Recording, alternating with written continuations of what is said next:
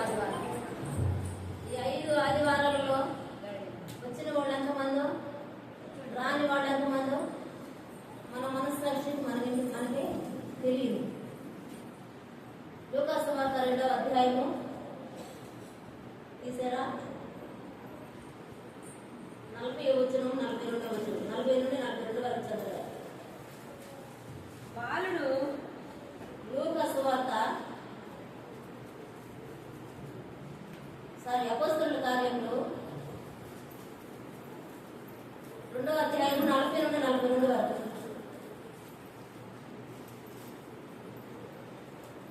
అపోస్తలుల కార్యములు 2వ అధ్యాయము. ఇంకను అనేక విధములైన మాటలతో సాక్ష్యమిచ్చి మీరు మూర్ఖులకు ఈ తరము వారికి వేరై రక్షణ పొందుడని వారిని హెచ్చరించెను.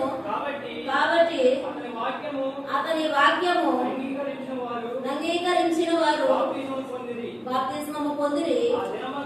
ఆ దినమందు ఇంచుమించు 3,000 మంది చేర్చబడిరి. వీరు అపోస్తలుల బోధయందును సహవాసమందును రొట్టె విరుచుట ఎందును ప్రార్థన చేయుట ఎందును ఎడతెగక ఉండిరి. ఇక్కడ ఈ 2 వచనాల్లో, ఈ 3 వచనాల్లో మనకు కనబడతా ఉంది. అపోస్తలులు బోధ చేస్తా ఉన్నప్పుడు ఇంచుమించు 3,000 మంది రక్షణ పొందారు, చేర్చబడ్డారు. ఇక్కడ మనకి 4 విషయాలు కనబడతా ఉన్నాయి. ఈ 4 విషయాలు మనలో ఉన్నాయో లేదో పరీక్షించుకున్నాం ఈరోజు.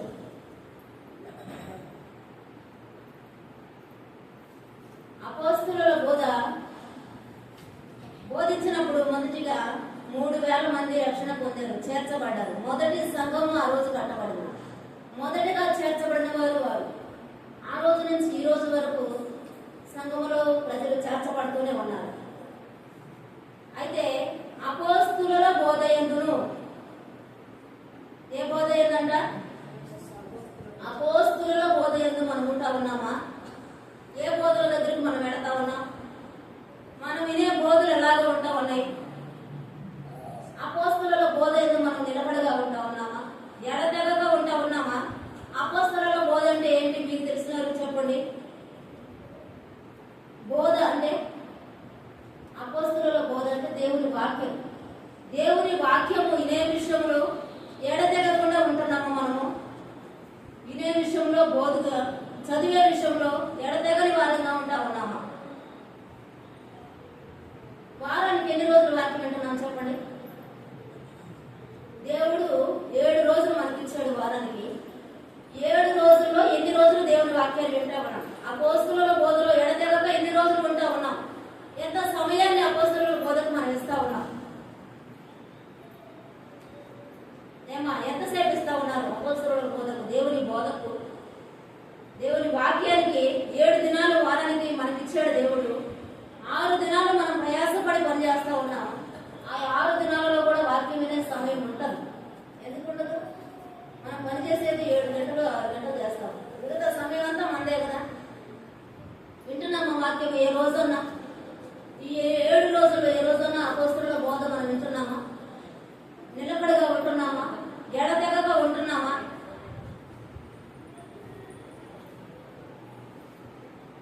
వారానికి అరగంట సేపు వాక్యం వినడానికి మనకి నానా కష్టాలు పడతా ఉన్నాం. కూర్చోలేక అటు మల్లబడి ఇటు మల్లబడి నిద్రపోయి కాసేపు అపోస్తలుల బోధ ఎడతెగకు మనం ఉండగలుగుతా ఉన్నాం.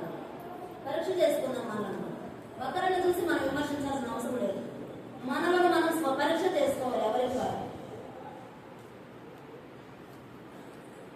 అలాగే సహవాసమందు ఎడతెగకుండా ఉంటా ఉన్నామా? ఏ సహవాసంలో ఉంటా ఉన్నాం?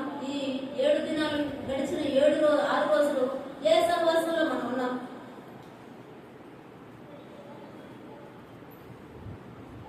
ఎవరు మనస్సాక్షి కూడా తెలుసు ఏ సహవాసంలో ఉన్నారో, ఎక్కడ కూర్చున్నారో, ఏ మాట్లాడుకున్నారో, ఏ విధంగా ప్రవర్తించారో మనకు తెలుసు. కానీ దేవుని వాక్యం సెలవిస్తా ఉంది, అపోస్తలుల బోధ సహవాసం,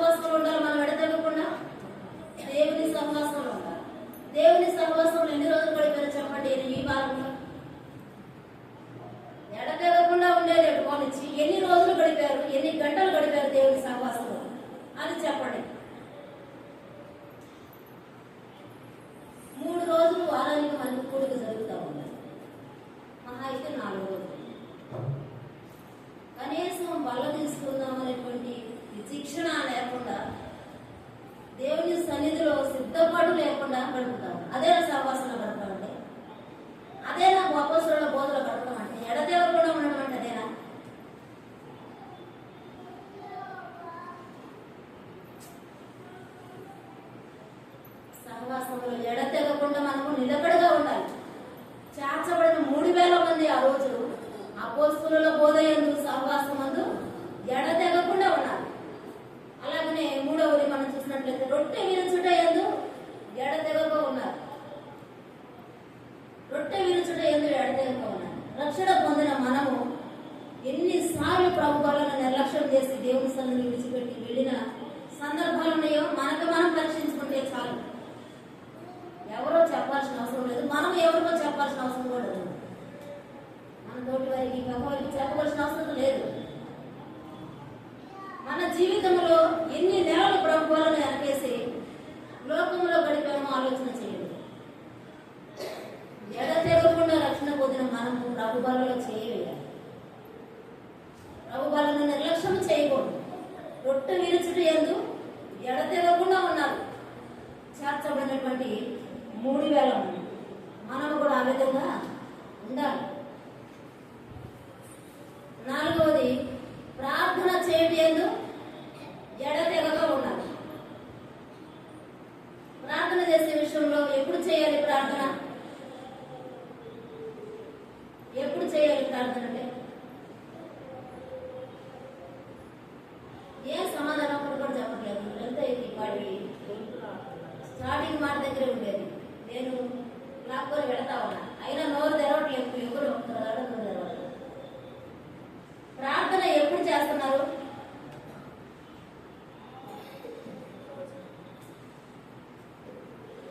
దేవుడు నోరిచ్చిన వారందరూ దేవునికి స్తోత్రం చెప్పండి. హల్లెలూయా. అందరికి నోర్లు ఉన్నాయి కదా, అందరికి నోర్లు ఉన్నాయి కదా. ప్రార్థన ఎప్పుడు చేస్తున్నారు? ఎంతసేపు చేస్తున్నారు? ఎడతెగకుండా చేస్తున్నారా లేదా? ఎడతెగకుండా అంటే మన పనులు మానుకొని ఆతను ప్రార్థన చేయమని కాదు. అమ్మ మేము పనికి వెళ్ళాలి, నీకంటే పని పట్టదు చెప్తావు అంటారు. పనులు మానుకొని చేయమన్నట్టు.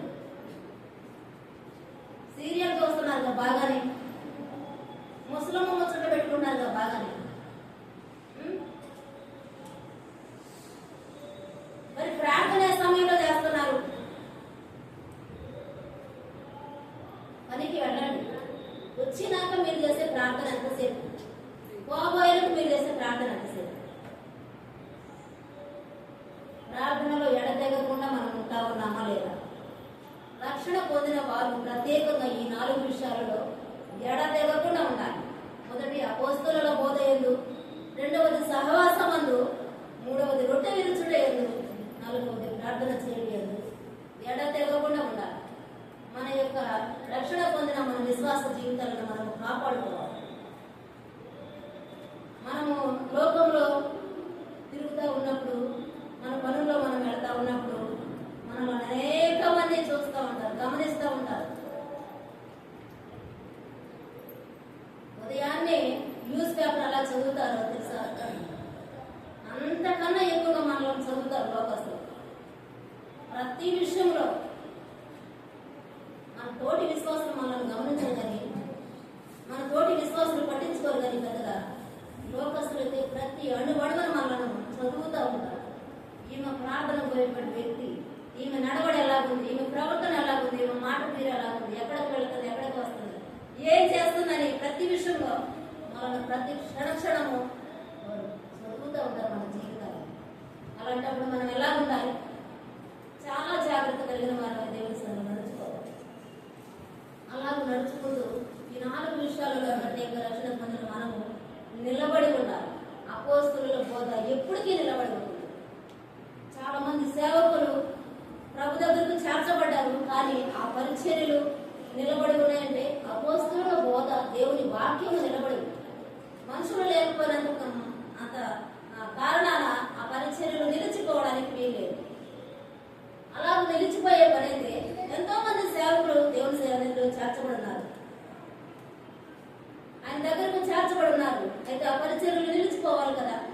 కానీ అపోస్తలుల బోధ ఎడతెగకుండా ఉండాలి, నిలిచిపోవడానికి వీల్లేదు. అది నిత్యము కొనసాగాలి.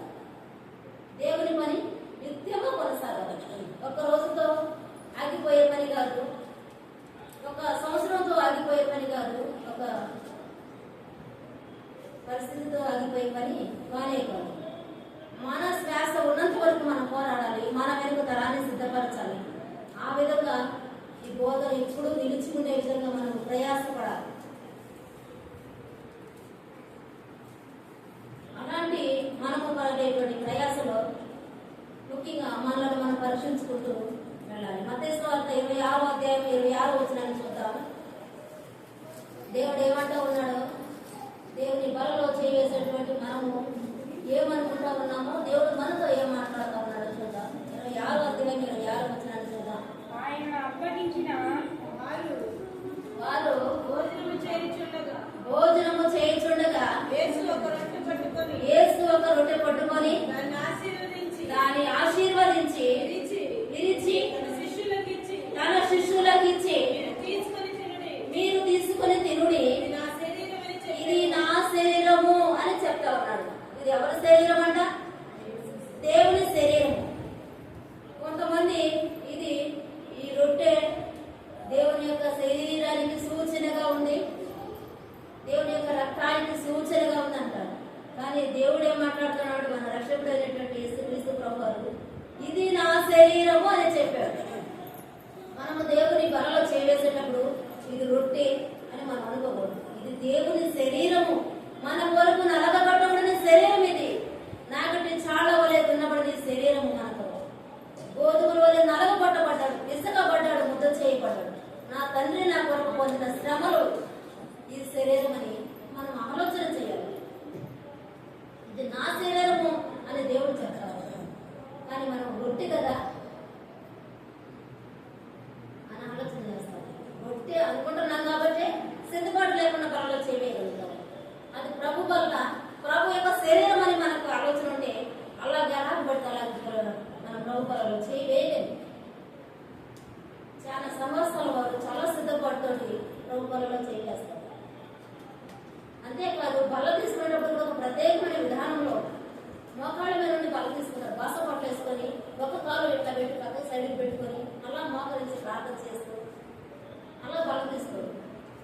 బల్ల తీసుకున్న ప్రతి వ్యక్తి మోకాళ్ళు నేల నానాలి, 2 మోకాళ్ళు నేల నానాలి. నిలబడలేకపోవచ్చు, మోకాళ్ళ మీద మోకరించి బల్ల తీసుకో. మోకాళ్ళ మీద నిలబడే శక్తి నీకు లేకపోవచ్చు, మోకాళ్ళ మీద మోకరించి బల్ల తీసుకో. కాళ్ళు మెలబెట్టుకొని బాసపట్లు వేసుకొని బల్ల తీసుకుంటామంటే ప్రభు శరీరం అనేటువంటి ఆలోచన మనకుందా? ఆ భయం మనలో ఉందా? ఆ భయం మనలో ఉంటే అంత నిర్లక్ష్యంగా బల్ల తీసుకుంటామా మనం?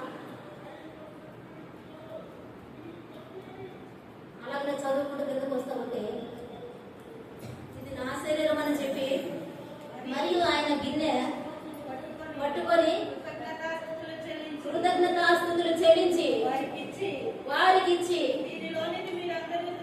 దీనిలోనిది మీరు అందరూ త్రాగుడి, ఇది నా రక్తము అంటా ఉన్నాడు. మనం ఏమంటా ఉన్నాం? ద్రాక్షరసము ప్రభు రక్తానికి సాదృశ్యంగా ఉంది అని చాలా మంది చెప్పడం మనం ఏంటా ఉంటాం. ఇది నా రక్తము అని దేవుడు మాట్లాడతాం. అప్పటికైనా శిలువ వేయబడలేదు, కానీ ఆయన శిష్యులతో మాట్లాడతాం. నా శరీరము, ఇది నా రక్తము. మనం బల్ల తీసుకున్నప్పుడు పెళ్ళి ఏదైనా గోల చేస్తూ ఉంటే కొంచెం తీసుకోవడం నోట్లో పెడతాం చాలా మంది. అది పద్ధతి కాదు. ప్రభు యొక్క శరీరము రక్షణ పొందని వారు ముట్టుకోవడానికి వీలేదు, సిద్ధపాటు లేని వారు కూడా ముట్టుకోవడానికి వీలేదు. సిద్ధపడినటువంటి మనము దేవుని బల్లలో చేయవేయాలి. ప్రభు యొక్క శరీరం అని తలంచాలి, ప్రభు యొక్క రక్తం అని మనం తలంచాలి. ఆ రక్తం ఏమన్నా సాదాసీదాగా మన కొరకు కార్చబడిందా? ఎంత శ్రమను పొంది అయినా మన కొరకు ఆయన రక్తాన్ని కార్చాడు. ఆయన అమూల్యమైన రక్తము, నిష్కళంకమైన రక్తము, ఏ పాపము లేని గొర్రెపిల్ల వంటి రక్తము మన కొరకు కార్చాడు. ఆయన నా రక్తము అంటాం. ఆయన నా రక్తం అంటాం అన్నాడంటే మనం కూడా ఆయన రక్తంగా స్వీకరించాలి. ఆ ఆలోచనతో, ఆ మనస్సాక్షితో ఆ రక్తాన్ని మనం తీసుకోవాలి. ఏదో ద్రాక్ష రసం ఇచ్చారు మనం త్రాగే ఉన్నట్లు తీసుకుంటే దానివల్ల చాలా ప్రమాదాలు వస్తాయి. చూద్దాం అది కూడా. అనగా పాప క్షమాపణ నిమిత్తము అనేకుల కొరకు చిందించబడిన నిబంధన రక్తం అంట. మనందరి కొరకు చిందించబడిన నిబంధన రక్తం, కొత్త నిబంధన రక్తం. పాత నిబంధనలో బలులు చెల్లించే, బలులు అర్పించేవారు, దహన బలులు అర్పించేవారు. ఉన్నవారైతే గొర్రె పిల్లలను తీసుకెళ్లి అర్పించేవారు. పేదవారైతే పావుల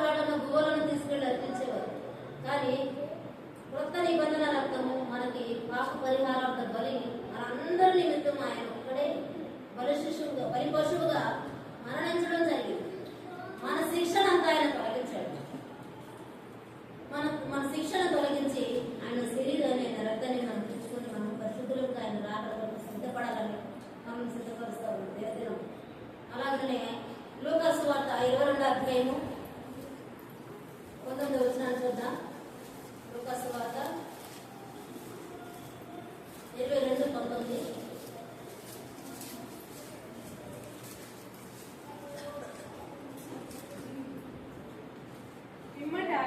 పిమ్మట ఆయన యొక్క రొట్టెను పట్టుకొని కృతజ్ఞతాస్తుతులు చెల్లించి దాన్ని విరిచి వారికిచ్చి ఇది మీ కొరకు ఇయ్యబడుచున్న నా శరీరము నన్ను జ్ఞాపకము చేసుకొనుటకు దీనిని చేయడని చెప్పాను. మనము దేవుని శరీరాన్ని తీసుకునేటప్పుడు ఎలా తీసుకోవాలంట? దేవుని జ్ఞాపకం చేసుకోవాలి. ఆయన మరణ వేదన జ్ఞాపకం చేసుకోవాలి. శిలువ వేదన జ్ఞాపకం చేసుకోవాలి. ఆ పొందిన దెబ్బలను మనం జ్ఞాపకం చేసుకోవాలి. ఆషామాషగా ప్రభు బలలో చేయి వేయకూడదు. ఆషామాషగా ప్రభు బల చేయి వేస్తే మనకి అది శిక్ష.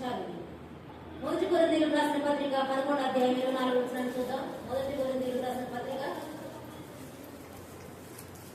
11:24 చదువుదాం. దానిని విరిచి ఇది మీ కొరకైన నా శరీరము నన్ను జ్ఞాపకము చేసుకొనుటకై దీనిని చేయడని చెప్పాడు. ఎన్నిసార్లు చెప్పాడు చూడండి ప్రభు. ఇది నా శరీరము నన్ను జ్ఞాపకం చేసుకున్నట్టుకై చేయమన్నాడు. ఇంకా దేనిని మనం జ్ఞాపకం చేసుకోవాలి. యోహాను సువార్త 6:46 వచనాన్ని చూద్దాం. యోహాను సువార్త 6:46 వచనం.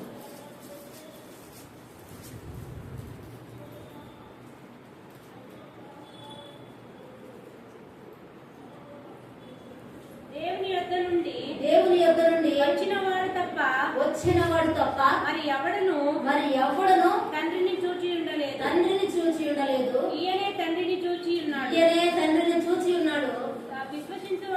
విశ్వసించువాడే నిత్య జీవము గలవాడు. జీవాహారము నేనే.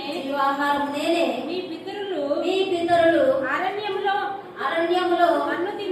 మన్నాను తిన్నను చనిపోయిరి.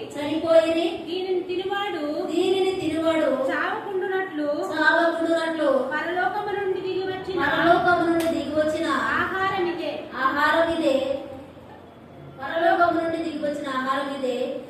జీవాహారమును నేనే. ఎవడైనను ఈ ఆహారం భుజించితే వాడు ఎల్లప్పుడూ జీవించును. మరియు నేనిచ్చు ఆహారము లోకమునకు జీవము కొరకైన నా శరీరమే అని మీతో నిశ్చయముగా చెప్పుచున్నాను. అది ఇక్కడ మాట్లాడుతూ ఉన్నాడు. మీ పితరులు మన్నాను తిని చనిపోయారు, కానీ జీవాహారమును నేనే. దీనిని తినేవాడు ఎన్నటికీ చావడు అని దేవుని వాక్యం సెలవిస్తారు. మన పితరులు ఏం తిన్నారంట? అరణ్యంలో మన్నాను తిన్నారు. అయినప్పటికీ వారి విశ్వాసము చూపనటువంటి వారిగా చనిపోవడం జరిగింది. ఈ జీవాహారాన్ని తినేటువంటి మనము జీవాహారము తిన్న మనము జీవిస్తాం. ఎలాగ జీవిస్తాం? ఆత్మీయంగా జీవిస్తాం. రెండవ మరణాన్ని తప్పించుకుంటాం. పరలోక రాజ్యంలో ప్రవేశిస్తాం. ఆయన జీవాహారము నేనే. పరలోకము నుండి పంపబడ్డాడు మన కొరకు. మన ప్రభు పరలోకము నుండి మన కొరకు పంపబడ్డాడు. అలాగే 6వ అధ్యాయంలోనే 66వ వచనం నుండి చివరి వరకు చదువుకుందాం. జీవాహారం నేనే. అప్పటి నుండి ఆయన శిష్యులలో అనేకులు వెనుక తీసి మరి ఎన్నడూను ఆయనను వెంబడింపలేదు. కాబట్టి యేసు మీరు కూడా వెళ్ళిపోవాలనని విన్నారా అని 12 మందిని అడగగా సీమోను పేతురు ప్రభువా ఎవరి యొద్దకు వెళ్ళుదుము? నీవే నిత్య జీవము మాటల గలవాడవు. నీవే దేవుని పరిశుద్ధుడవని మేము విశ్వసించి ఎరిగి ఉన్నామని ఆయనతో చెప్పాను. ఇక్కడ మనకి కనబడుతున్నటువంటి విషయము, ఆయన నా శరీరాన్ని తినండి, నా రక్తాన్ని త్రాగడని చెప్తా ఉన్నప్పుడు వారు, ఇది సాధ్యమవుతుందా? నీ శరీరాన్ని మేము తినడం ఏంటి, నీ రక్తాన్ని మేము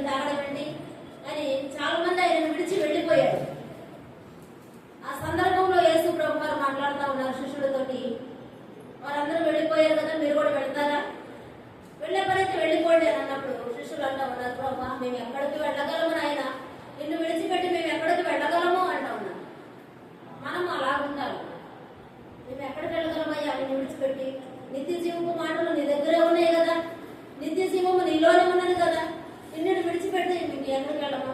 ఎక్కడ ఉంది నిత్య జీవం? ఎక్కడా లేవు. నిత్య జీవము మాటలు కూడా ఎక్కడా లేవు. ఈ దగ్గరే ఉన్నాయి. నిన్ను విడిచిపెట్టి మేము వెళ్ళమయ్యా అని వారు ఆ 12 మంది శిష్యులు ఉన్నారు. అనేక మంది స్వస్థతలు పొందుకున్నారు. యేసుక్రీస్తు ప్రభు వారు బోధ చేస్తా ఉంటే అనేక మంది రోగులు స్వస్థత పొందారు. దయ్యములు వెళ్ళగొట్టబడి సూచక క్రియలు ఎన్నో చూశారు. కానీ అందరూ ఈ మాట అనడంతో వెళ్ళిపోయారు. నీ శరీరమైన మేము తినడం ఏంటి, నీ రక్తాన్ని మేము త్రాగడం ఏంటి, ఏం మాట్లాడుతున్నావు అని చెప్పేసి యేసుక్రీస్తు ప్రభు వారిని విడిచిపెట్టి వెళ్ళిపోయినప్పుడు ఆయన అంటా ఉన్నాడు శిష్యులను పిలిచి, మీరు కూడా వెళ్ళాలనుకుంటే వెళ్ళిపోండి అన్నప్పుడు వాళ్ళు మాట్లాడుతూ ఉన్నారు, మేము ఎక్కడికి వెళ్ళగలం ప్రభా? మనం అంటా ఉన్నాము దేవుని అలాగా, నేను విడిచిపెట్టి నేను ఎక్కడ ఉండగలను ప్రభా? నీ దగ్గరే ఉంది కదా నిత్య జీవము, నీ సన్నిధిలోనే కదా నిత్య జీవము మాటలు దొరుకుతాయి అని మనం ప్రభుతో చెప్పగలుగుతా ఉన్నామా? దేవునికి స్తోత్రం, హల్లెలూయా. మనము కూడా దేవుని సన్నిధిలో నిత్య జీవపు మాటల కోసం ఎదురు చూసేటువంటి వారంగా ఆయన దగ్గర కనిపెట్టుకునే వారంగా ఉండాలి. మొదటి కొరింథీయులకు రాసిన పత్రిక 10వ అధ్యాయము 16వ వచనాన్ని చదువుదాం. 10వ అధ్యాయం 16వ వచనాన్ని చదువుదాం. మనము దీవించు 10వ అధ్యాయం 16వ వచనం. మనము దీవించు ఆశీర్వచనపు పాత్రలోనికి త్రాగుట క్రీస్తు రక్తములో పాలు పుచ్చుకొనుటే కదా. మనము విరుచుట మనం విరుచు రొట్టె తినుట క్రీస్తు శరీరములో పాలు పుచ్చుకొనుటే కదా. మన యొక్క శరీరముల గురించి రక్తముల గురించి అనేకమైనటువంటి రెఫరెన్స్ ఉన్నాయి, అనేకమైన మాటలు ఉన్నాయి. మనం చదువుకోవాలి, ధ్యానించాలి. కానీ మనం బైబిల్ చదువుతూ ఉంటాం, మాటలన్నీ మనకి కనబడుతూ ఉంటాయి, చదువుతూ ఉంటాం, మనకు అర్థమవుతూ ఉంటాయి. మరి 11వ అధ్యాయం 29-30 వచనాలు కూడా చూద్దాం. 11వ అధ్యాయం 29-30 వచనాలు కూడా ప్రభు శరీరమని వివేచింపక తిని త్రాగువాడు తనకు శిక్షా విధి కలుగుటకే తిని త్రాగుచున్నాడు. ఇందువలననే మీలో అనేకులు బలహీనులను రోగులనై ఉన్నారు. చాలా మంది నిద్రించుచున్నారు. ఎవరు నిద్రించుతున్నారు? మనం నిద్రపోతా ఉన్నాం ఈ సమయంలో.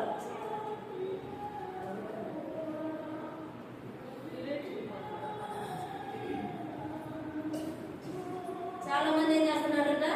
నిద్రించుతూ ఉన్నారంట. మొదటి కొరింథీయులకు రాసిన పత్రిక 11వ అధ్యాయము 29-30 వచనాల్లో మనకి 3 విషయాలు కనబడతా ఉన్నాయి. ప్రభు బలలో చేయవేసేటువంటి మనం ముఖ్యంగా ఈ 3 విషయాలను గమనించాలి. ఈ 3 విషయాలని మన మనసులో పెట్టుకుని బలలో చేయవేయాలి. మనలను మనం పరీక్షించుకునేటువంటి మాటలు ఈ 3 మాటలు. ప్రభు శరీరం అని వివేచింపక, మనం ఎలాగా బలలో చేయవేస్తా ఉన్నామంట? ప్రభు శరీరం అని వివేచించకుండా ఇది రొట్టెలే, ఇంటిలో చేసినట్లుగా రొట్టె చేసేదని మనం అనుకుంటామన్నా. అలా ఉండకూడదు. మనము ప్రభు శరీరం అని వివేచించాలి. అలాగనే దాన్ని త్రాగువాడు తనకు శిక్షావిధి కలుగుటకే దాన్ని త్రాగుచున్నాడు. ప్రభు యొక్క పాత్రలోనే తాగేటువంటి మనకు శిక్షావిధి కలుగుట వరకే దాన్ని త్రాగుచున్నాము. మనకు శిక్షావిధి కలగకుండా ఉండాలంటే ఏం చేయాలి? అక్కడ ఉపయోగించడం. ఇందువలనే మీలో అనేకులు బలహీనులను రోగులనై ఉన్నారు. చాలా మంది నిద్రించుచున్నారు. అలాగే మనం ప్రభు బలలో చేసినప్పుడు ఏం జరుగుతుందంట? మనం వివేచించకుండా, మన స్వపరీక్ష చేసుకోకుండా మనం ప్రభు బలలో చేసినట్లయితే, ప్రభు యొక్క శరీరమును రక్తమును తీసుకున్నట్లయితే అనేకులంట బలహీనులు అవుతారట. మొదట బలహీనులు అంటే ఓపిక లేకుండా నేను శరీరం బాగానే ఉన్నాను, చాలా యాక్టివ్గా ఉన్నాను, నేను బంతులు వేస్తాను, పని చేస్తాను, ఏదైనా చేయగలను అని మనం అనుకుంటాం. శారీరకమైనటువంటి బలహీనత కాదని ఆత్మీయమైన బలహీనత స్టార్ట్ అవుతుంది. ఆత్మీయమైన బలహీనత స్టార్ట్ అయ్యి మొదట బలహీనులుగా మార్చబడతాం దేవుని సన్నిధిలో. అలాగనే రోగులు అవుతాం. రోగులు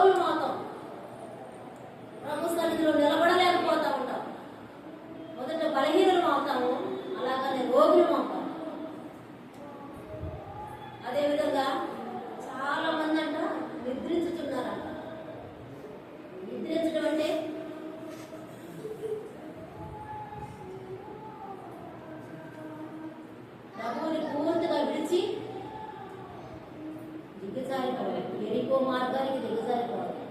నిద్రించడం అంటే ప్రభువుని పూర్తిగా విడిచిపెట్టి వెళ్ళిపోవడం. శిక్షణ లేకుండా వివేచనించుకోకుండా ప్రభు బలాన్ని మనం జ్ఞానం లేకుండా బలలో చేవేస్తే మనం మొదటి బలహీనం అవుతాము, అలాగే రోగులు అవుతాము, తర్వాత నిద్రిస్తాం, ఆత్మీయంగా చచ్చిపోతాం. ఆత్మీయంగా చచ్చిపోయిన వారి పరిస్థితి ఎలా ఉంటుందంటే ఇంకా వారిలో ప్రార్థన ఉండదు, వాక్యం ఉండదు, దేవుని సన్నిధి ఉండదు, దేవుని సహవాసం ఉండదు, దేవుని బిడ్డలతో సహవాసం ఉండదు. బాగా వేయబడిన మనస్సాక్షిగా మారిపోతాడు. శారీరకంగా జీవించుండొచ్చు కానీ ఆత్మీయంగా చనిపోతాడు. కొంతమంది శారీరకంగా కూడా చనిపోయిన వారు ఉన్నారు. ప్రభు యొక్క శరీరం రక్తమని మనం వివేచించి అప్పుడు బలలో చేయవేయాలి. వివేచించిన వారు ఏం చేస్తారంటే వారు చేసిన ప్రతి అతిక్రమాన్ని దేవుని ఒప్పుకుంటారు. ఈ నెలలో నేను ఇలాగ వెళ్ళాను ప్రభు, ఈ నెలలో నేను ఇది చేశానయ్యా, ఇది మాట్లాడాను నా నోటితోటి, నా అడుగులు ఇటు వెళ్ళని ప్రతిదాన్ని ప్రభు సన్నిధిలో ఒప్పుకొని పశ్చాత్తాపడి సిద్ధపడితో బలలో చేస్తారు. వివేచన ఉన్నవారు అలాగ చేస్తారు. వివేచన లేని వారు ఎలాగ చేస్తారంటే జ్ఞానము లేకుండా అదేముంది రొట్టె ద్రాక్ష రసం ఎలాగైనా తీసుకోవచ్చు అంటారు, అలాగే తీసుకుంటారు. అందును బట్టే ఈ మూడు విషయాలు మనకి దేవుడు బయలుపరిచాడు. బలహీనం అవుతాము, రోగులం అవుతాము, మరణిస్తాం. శారీరకంగా మరణించిన బాధలు ఆత్మీయంగా మరణించినట్లయితే అది ఎంత నష్టము. నిత్య జీవాన్ని మనం పోగొట్టుకున్నాక ఇంకా మనం ఎందుకు వస్తాం? ఒక ఆమె అంటుందంట చాలా మరి అప్పుడు భక్తి మనకు తెలియదు, చాలా భక్తి పరురాలని విన్నా అంతవరకు తెలుసు. ఆమె వాస్తవ జీవితంలో అనేది తెలియదు. ప్రభుని విడిచిపెట్టింది లేదు. ఎంత బ్రతిమలాడినా ప్రభు సన్నిధికి రాలేకపోతా ఉంది. ఆమెకు సాగుతూ నచ్చట్లేదంట.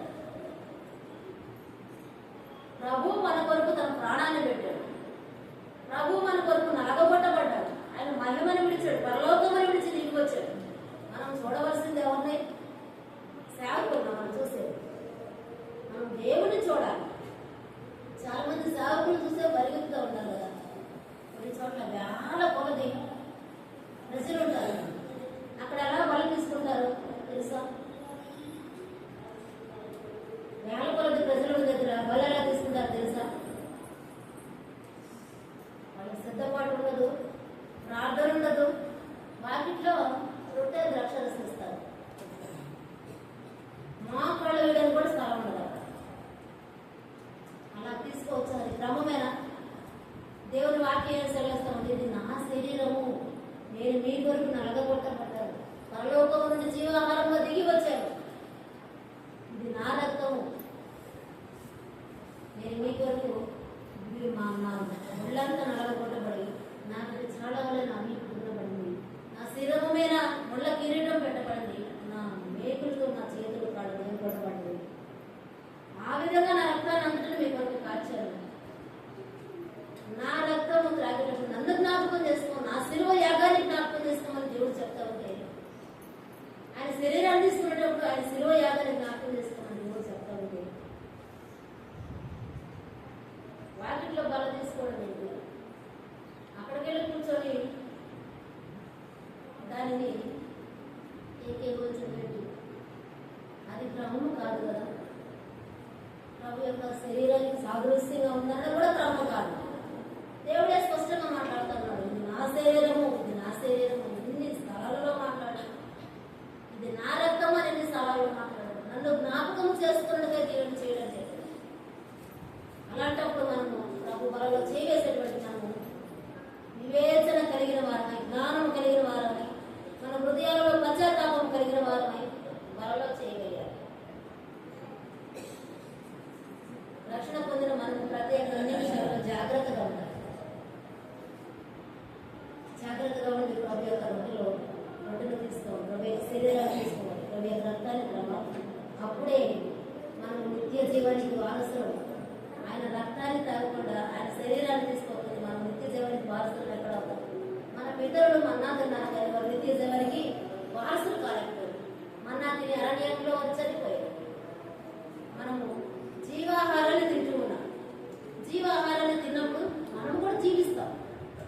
ఆ జీవము మనలోనికి వస్తుంది.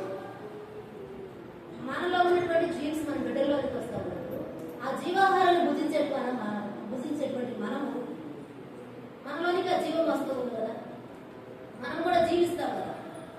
అలాగూ మనం జీవించాలంటే మనం బాగా చేయాల్సినటువంటి వారు మనలో మనం స్వపరీక్ష చేసుకోవాలి, జ్ఞానం కలిగి నడుచుకోవాలి. ఈ నెలలో చేసిన ప్రతి మాటను తెలుస్తుంది నడుచుకోవాలి. ఎన్ని మాటలు జరుగుతాము, ఎన్ని అడుగులు వేయకూడని స్థలాలకి వేసాము. ఆలోచించేద్దాం.